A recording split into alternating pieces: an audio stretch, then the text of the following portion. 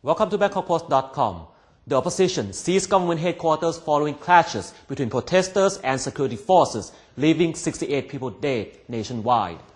5,000 protesters demanding the dissolution of the parliament clashed with government troops, leaving 5 dead and over 200 injured. Union workers surrounded Parliament House. Government troops dispersed the crowd using tear gas, resulting in many injuries. The first incident was in Kyrgyzstan, the second in Mongolia, and the third in Greece. These are just 3 of the numerous incidents that happened around the world only these past few weeks. After Prime Minister Abhisit Vejjajiva declared a state of emergency last night, Bangkok braced itself for a possible showdown between the red shirt protesters and government troops. The UDD were in full alert, with UDD leader Nathut Saikur calling for all red shirts to fight, in his words, gun barrels with their bare hands. But alas, after much huffing and puffing, nothing happened. Army Chief General Anupong Jinda, who will retire in a few months, stand by his stance of not using force.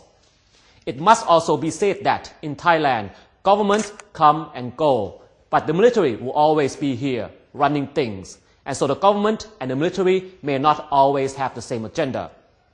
Even the UDD now takes the government's declaration as a joke, an empty gesture. The UDD today decided to mock the Prime Minister by also declaring a state of emergency of their own against the Abhisit government.